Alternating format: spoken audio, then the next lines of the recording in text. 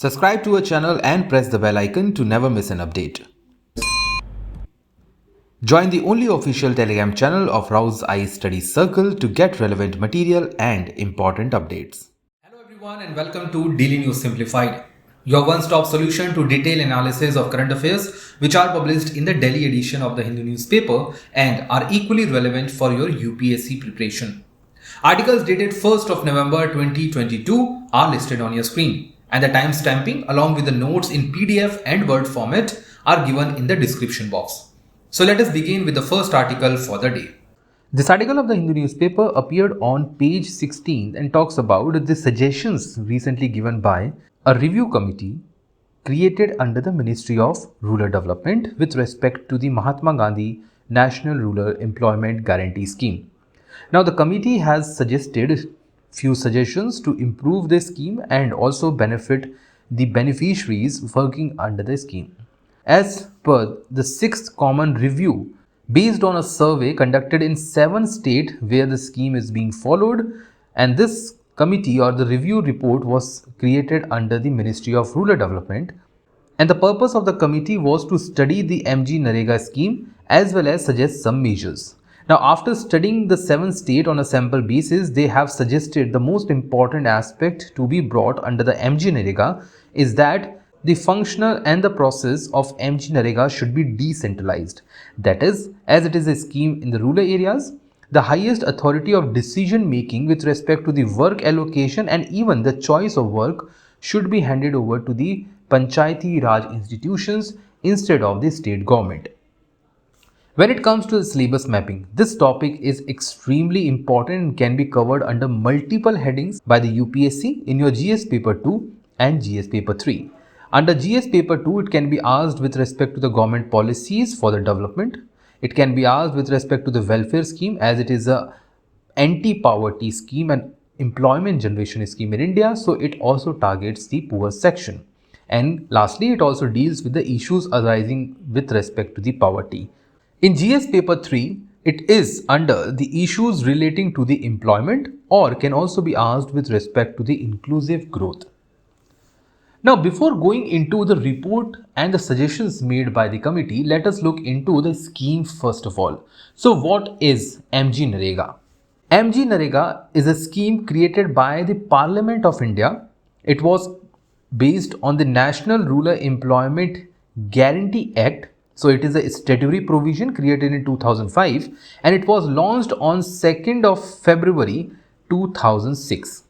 And since its inception, although it was launched in a phased manner, now it has been covering the entire nation, all the states.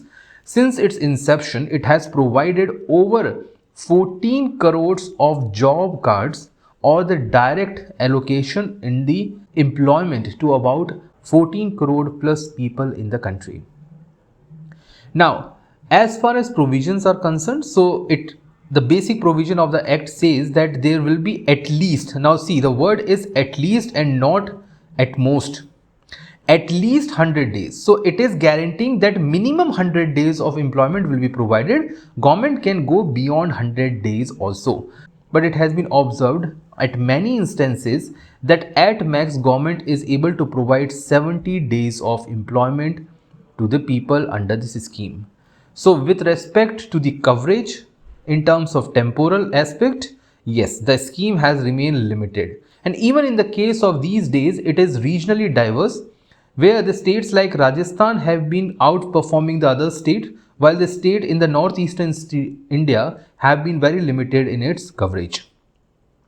So the scheme provides at least 100 days of employment which will be guaranteed. It means it is a right to employment.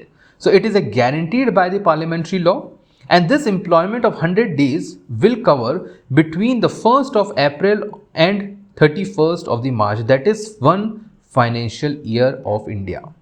All the scheme related provisions are managed by the Gram Panchayat at a village level. All the states are covered under the scheme. It also provides for the provision of social audit. Social audit means when the Gram Sabha sits together to audit the work progress, allocation of work, registration of the employees and the others. And the final audit of all the scheme is being conducted by two different agencies. The first one is Central Employment Guarantee Council under the central government. And at the state level, we have State Employment Guarantee Council. Now coming to the different objective. The first objective of the scheme was to provide wage employment.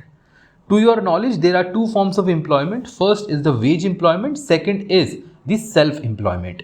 So here it is a wage employment. A person will be called to work on a particular field. That person will be paid X amount of money after the completion of the work.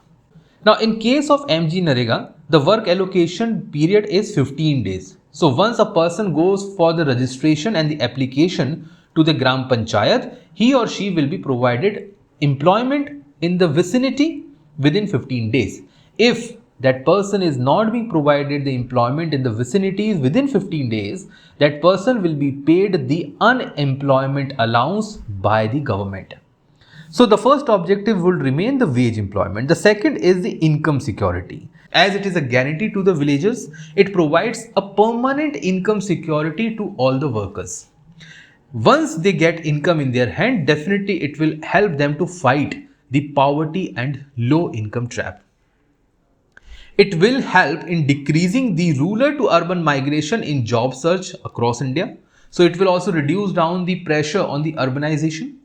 It will provide the right to employment approach, although it is not mentioned directly as a right to employment in the act, but as it guarantees 100 days, so for 100 days, yes, there is a right to employment given to these people. Now the point arises that why people do not file a case against the government if they are not getting 100 days of employment. The point is people themselves are not volunteering for 100 days of complete employment, because most of the employment which is being provided under this scheme remains limited to the lean period. And lean period here means that the period when they are not working on the agriculture field or they are not working in their particular employment sector. So in the lean period, when they are not working on the field, they go for the employment under MGNREGA. And in most of the time, they don't have more than 2 months to work on this scheme.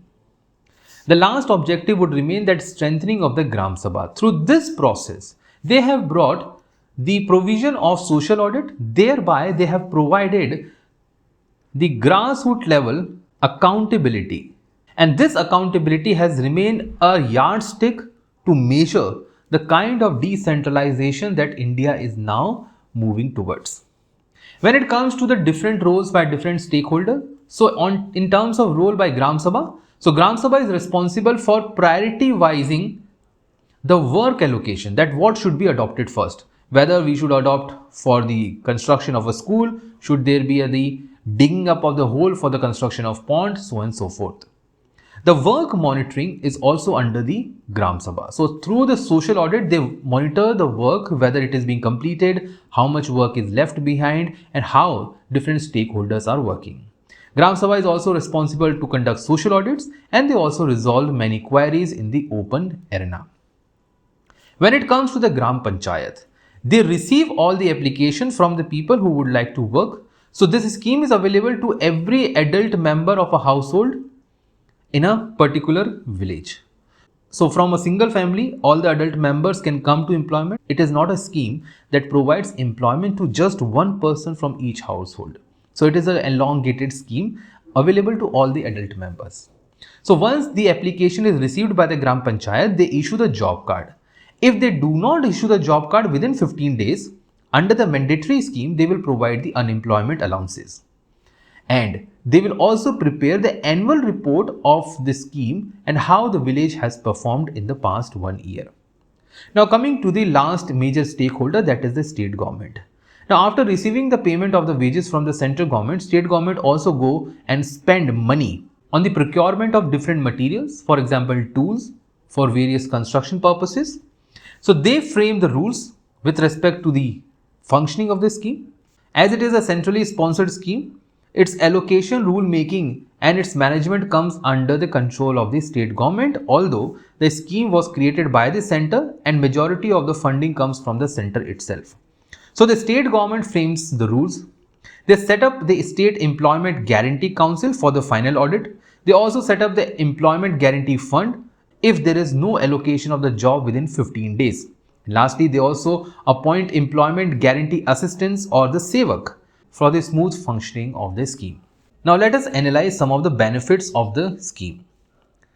Now the first benefit is that it provides a kind of insurance for landless laborers during the crop failure or when there is a natural disaster. Let's say there was a flood which has destroyed the entire agricultural field of a village. Now farmers are left without any crop in their hand. Now once they don't have a crop in their hand, they won't be able to sell it in the market to get the profits. In absence of the profit, they will be left moneyless. Now, as they are moneyless and they don't have the land to have the rights on the land, what they will do? They will go for the money lenders to borrow money for even their basic daily needs. Now, MGNREGA, which provides 100 days of employment, even if they are getting 200 rupees per day, they can secure easily 20,000 rupees in a year. And if there are 3 members in a family, they can easily secure 60,000 rupees in a year, coming around 5,000 rupees per month. And with this, they can easily sustain on the food items for the survival. So ultimately, what we can say that it provides a shift from the welfare approach that government was favoring previously to the rights-based approach. So it provides right to employment. So it actually meets the right of the people to have employment on the government side. The second one is that it is the best source for the temporary income. As we have seen, for 100 days they can get an income, and also for the short-term survival of a family. So as we have seen in the example above, it can easily provide for short-term survival. So it addresses the problem of negative employment growth rate in rural India. The next one is that it is a backup plan for the basic human development needs in India. As we know that there are SDG goals that India is aspiring to achieve in the next 7 to 8 years, that is by 2030. Now all those developmental needs of India can be met if the per capita income in the rural India increases gradually. And NREGA is the one scheme that can easily provide for that. It will help in inclusive, self-targeting and demand-driven approach and economic development of India. The next one is that it addresses the problem of youth employment in the country. Now, even in that, as India's demography lies largely between the age of 18 to 30, and that too with a higher proportion of the population living in the rural Indias, it can easily target the youth unemployment rate. And even in that, the study suggests that 52% of the beneficiaries in the MGNREGA scheme are women, and 40% among the total beneficiaries are from the SC/ST household. So overall, we can say that yes, it has increased the employability and also helped in the vulnerable sections across the spectrum. The next one is that it improved the agricultural productivity due to household saving. Now there are two kind of investments that we normally see in a agricultural field. The first one is the external, the second one is the internal. As far as internal is concerned, so it comes from the saving of farmer. So whatever a farmer has saved from his previous income is going to be there on the agriculture field. More saving means more investment and gradually the more productivity on the field. Now in India, the farmer's earning is very minimal. Government has tried to provide the subsidies, but that is not up to the mark. Government has also started the cash transfer under various schemes, but it is the MGNREGA through which the additional income given to the farmer in the rural background reduces down their consumption expenditure and ultimately leads to more saving. And this more saving ultimately will leads to the household level investment, and when it is coupled by the external investment provided by the government through various schemes, including the development of the canal system, dam system and the micro irrigation, can help the farmer in order to achieve the higher productivity. Then comes the source of rural infrastructure development. MGNREGA scheme is the one which has diversified the work allocation. Now it is the case that even government is thinking towards expanding the irrigation facilities through the MGNREGA. They are building roads, they are building public buildings like schools or granaries, and that has helped in promoting the rural infrastructure utilizing the labor available in the rural areas itself, that has ultimately led to the saving of the government funds on the transfer of labor from one place to the other. And finally, with the rising in the income of the rural household, there has been the increase in the rural consumption. And more consumption means more demand-driven economy. More demand-driven economy will definitely improve the production capabilities of Indian industries. So the terms of trade with respect to the Indian rural sector will definitely improve over the other sectors. Now coming to the basic challenges. All these challenges are being supported and reported by the second ARC report along with the Comptroller and Auditor General reports.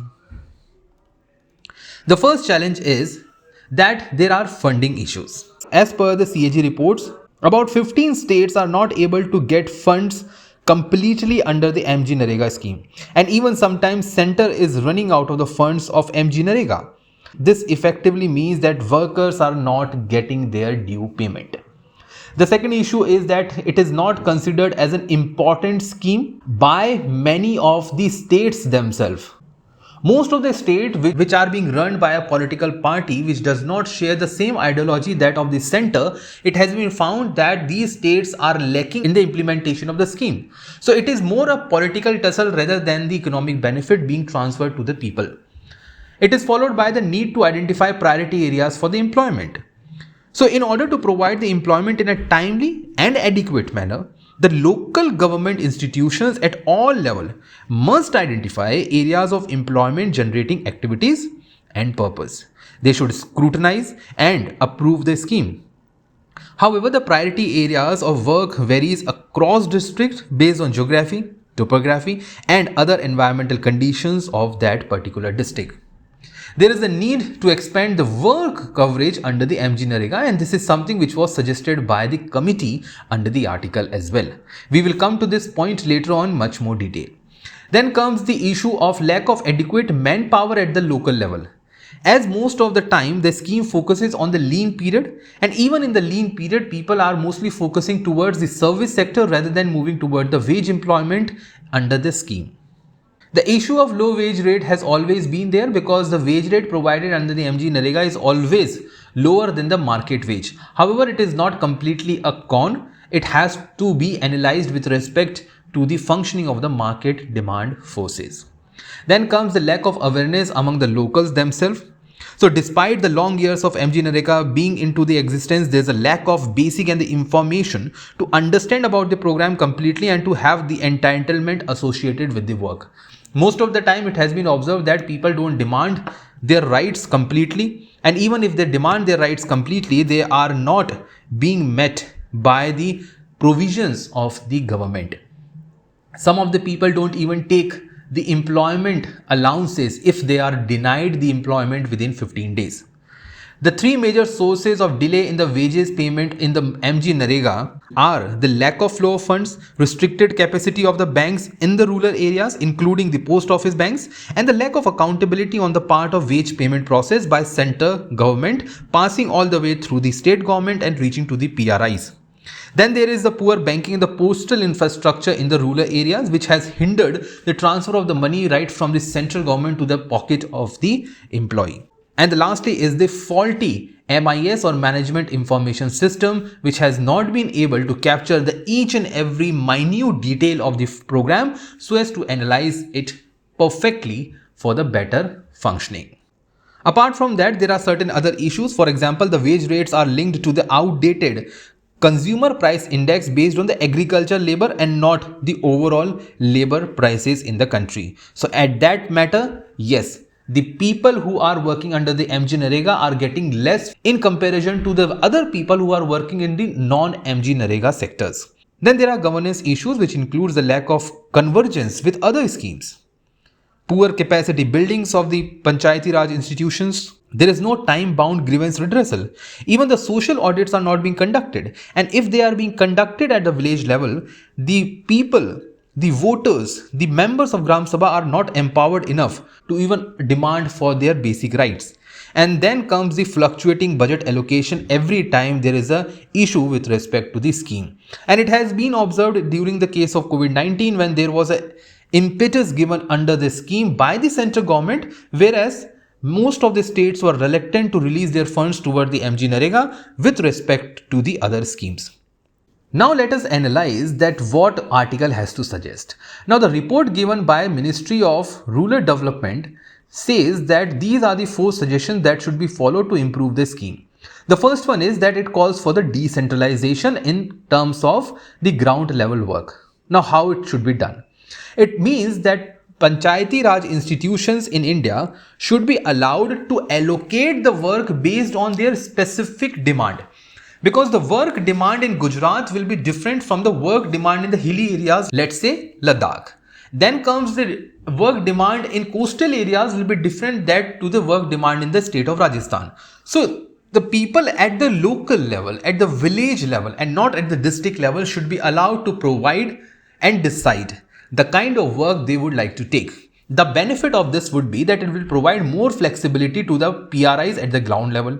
However, there is a con. It might lead to the ambiguities in the governance. A same person, let's say the district magistrate who is also looking into the implementation of the scheme will get confusion, and this will get into the state of confusion as there will be thousands of different work will be running simultaneously under this scheme, and it will cause the difficulty of multiplicity.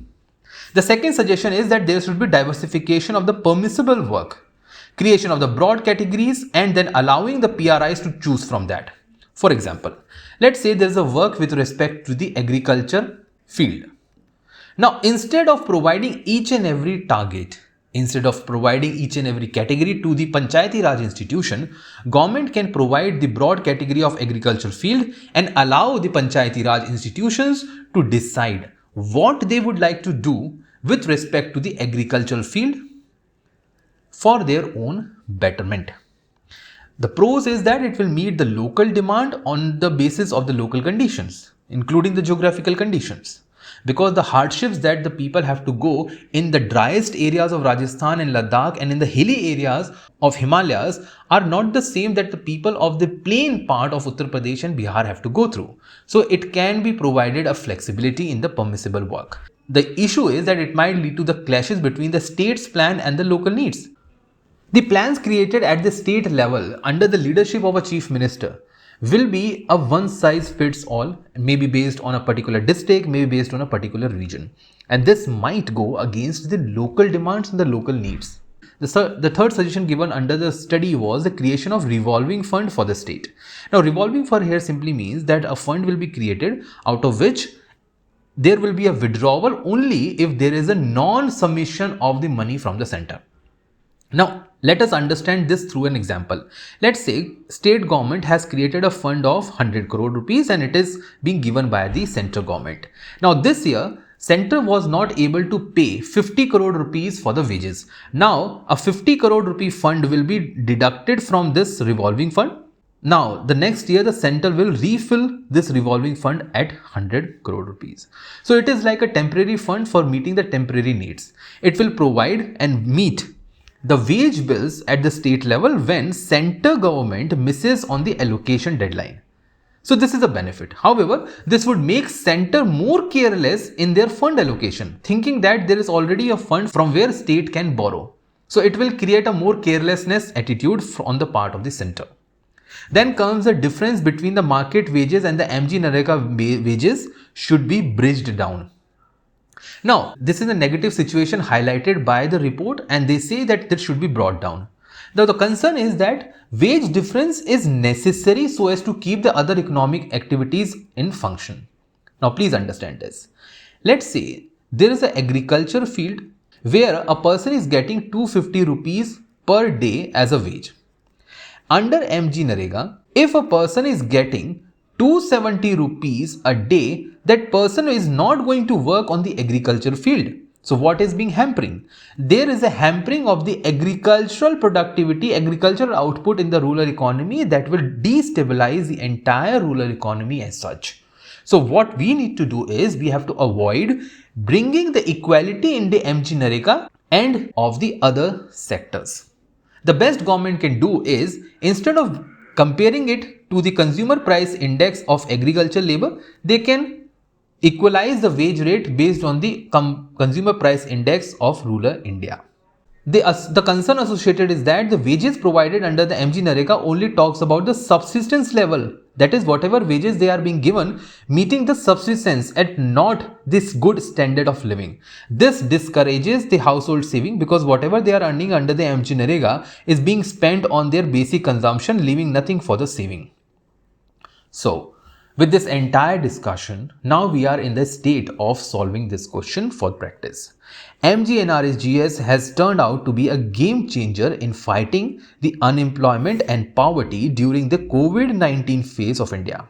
However, it still suffers from many challenges. Highlight such challenges, so you have to highlight the challenges that we have talked about and also provide various measures to deal with those challenges. You should answer this question in 250 words. With this discussion place, let us now move to the next article for the day. This article of the Hindu newspaper appeared on page 18, that is the business page, and talks about the status of India's fiscal deficit with respect to what India is spending and what India is receiving in terms of revenue.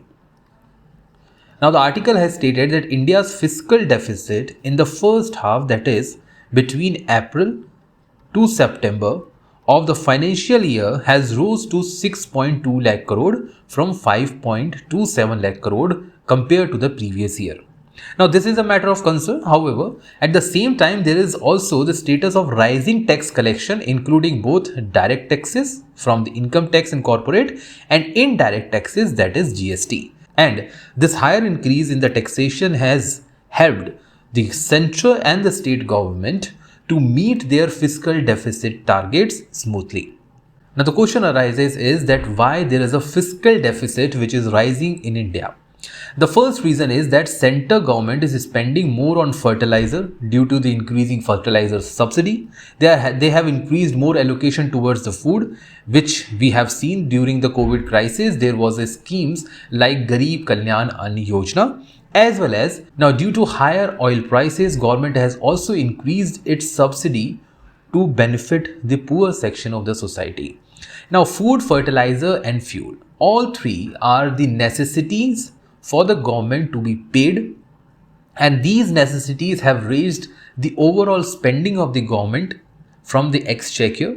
But this increase has been seen to offset the negative repercussions of the COVID-19 pandemic.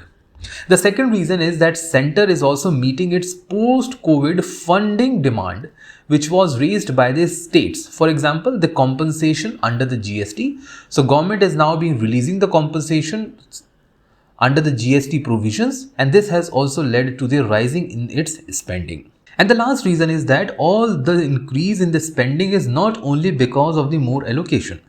The inflation is also high. So the value of rupee has depreciated as we have seen in the past 1 year. Consequently, there is a more inflationary pressure across the country. So the increase in the fiscal deficit is not only in the real term, however, it is also in the money term. So the value of rupee has increased, hence there is more money that government is spending, and that falling value of money has led to the more fiscal deficit. Now, what is the solution in this regard? Previously, N.K. Singh, who also headed the 15th Finance Commission, a committee was created under N.K. Singh in 2017. This committee, along with the Fiscal Responsibility and Budget Management, that is FRBM, Review Committee has suggested that in order to have a smooth balance of the fiscal status in the country, government should look towards the creation of Fiscal Council. When we will have a Fiscal Council, a body created by the Indian Parliament according to the provisions of the FRBM Act, that body is going to provide the most beneficial, most suitable and demand-driven suggestion to bring down the problems under the fiscal status of the country. So today we are going to look into the necessity of creating such an institution in India and what function it is going to play. The 14th Finance Commission in its report has recommended the creation of Fiscal Council that should be established through the amendment that is brought under the FRBM Act by inserting a new section, and as it is a central provision, it should be brought by the Indian Parliament. Now, why do we need such kind of a council?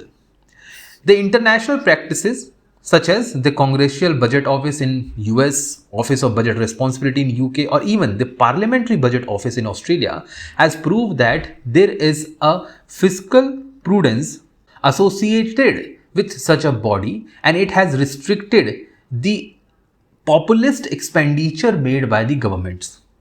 15th Finance Commission in its report has also argued that setting up of such a council is essential for the 21st century fiscal architecture, because the 21st century fiscal architecture has been seen through increasing the multiple demands which are not seen as of now. So let's go 3 decades back. In 1980s, we had no plans of spectrum sale.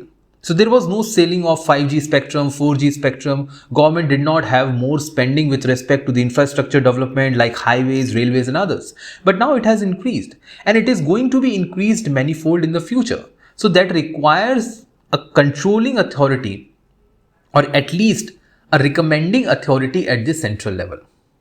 IMF as well as the OECD has supported that such kind of council will definitely complement the fiscal rules of the country. It has been seen that sometimes government is not in a position to analyze its own stance, and there comes the role of such an independent fiscal institution, because this institution is not bounded by the populist policies or populist politics.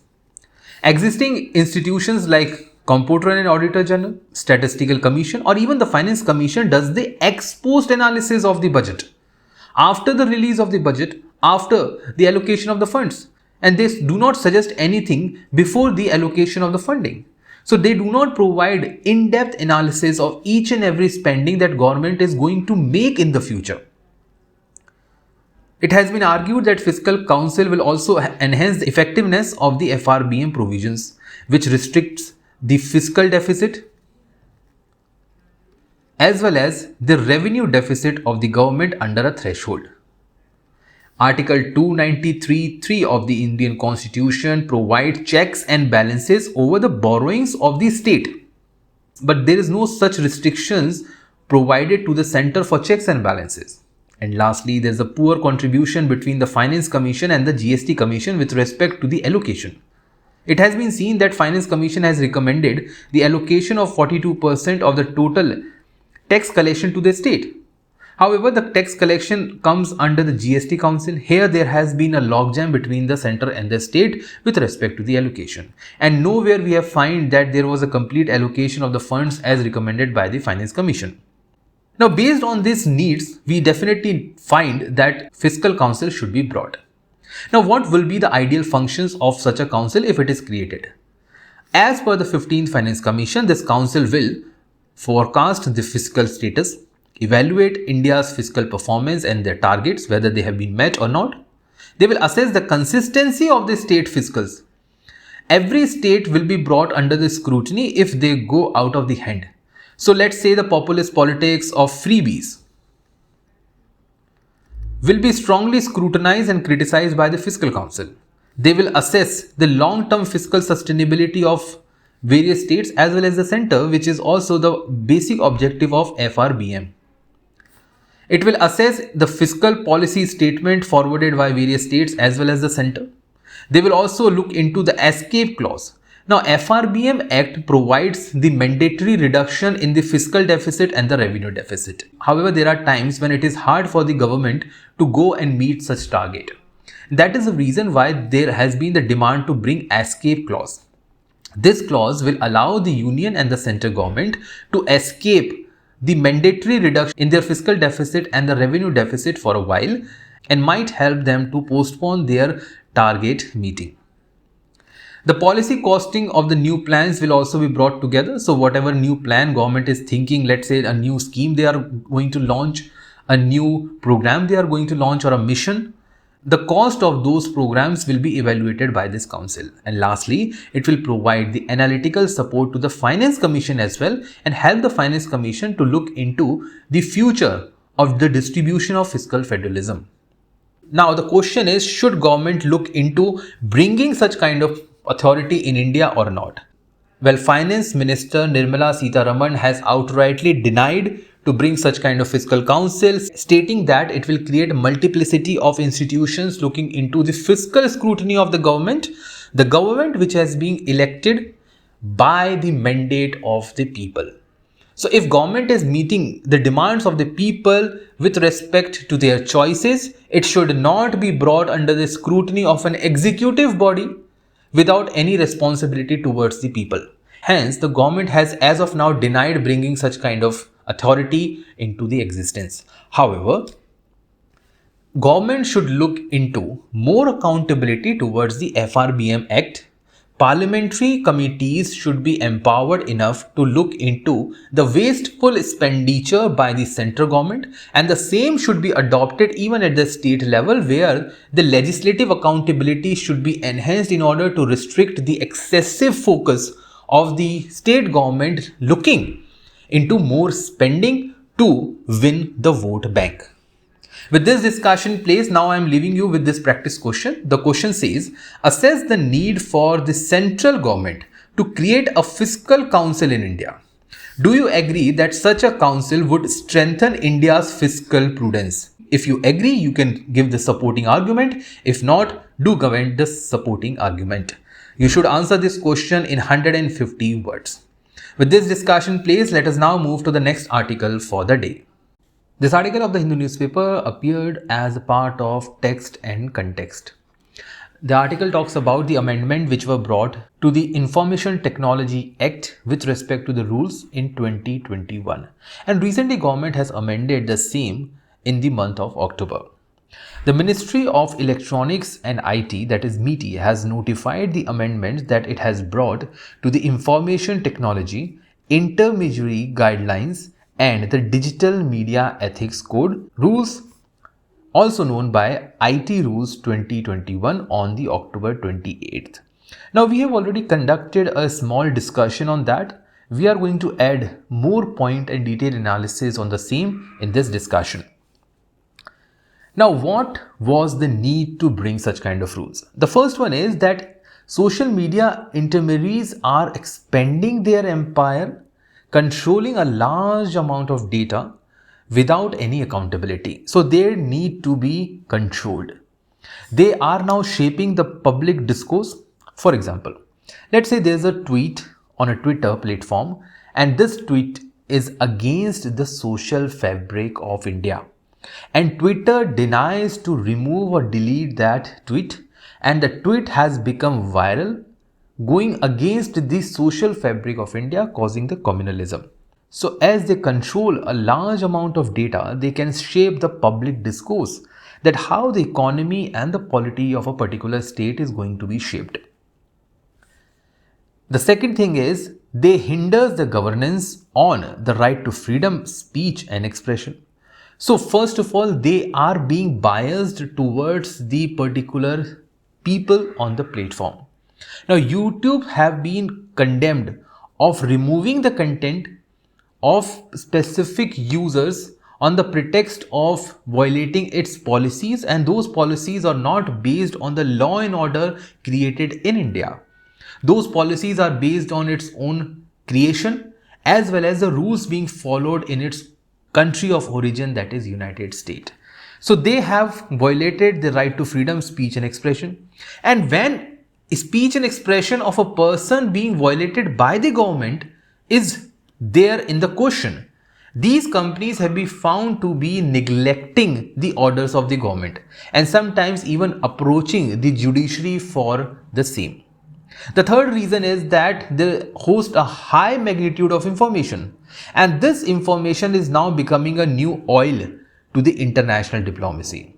The country which will have more information will be ruling the coming decades. And as US is the origin country of multiple SMIs or social media intermediaries, US is going to host a large quantum of data which is subjected to the misuse.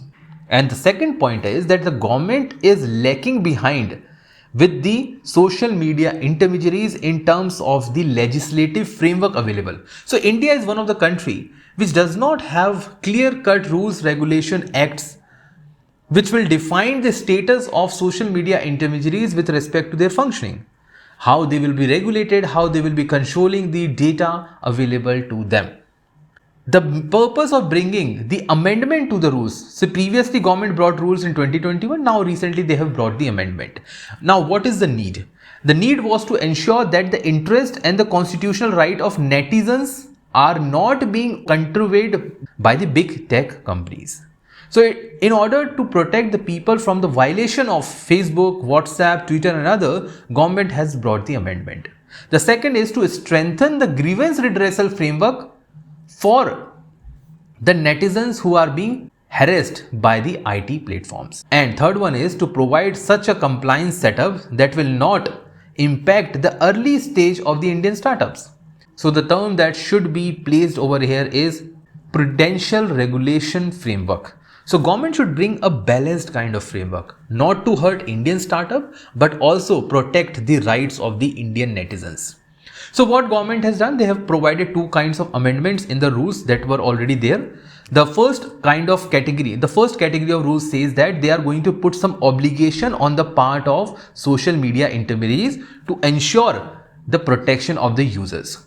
If the rights of the users are not being protected, they are going to create an institution for the appellate mechanism.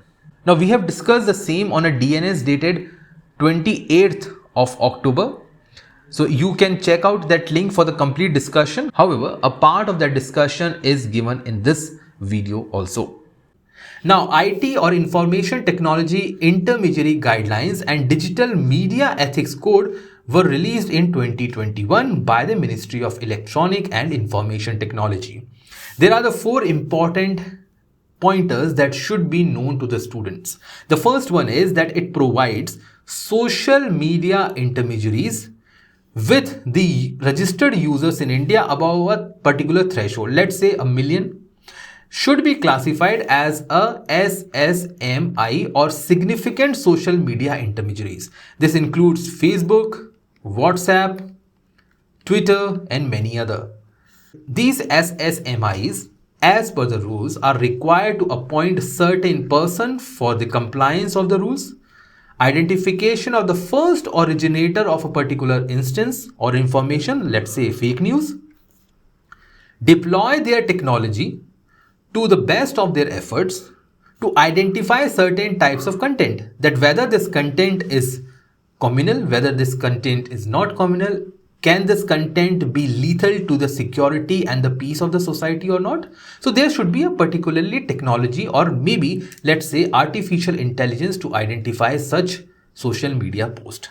Along with this, there will be the regulation of the content by the online publication for news and the current affairs, including the audio-visual content, so that even the online platforms publishing the current affairs or the news articles may not dilute the social fabric of India.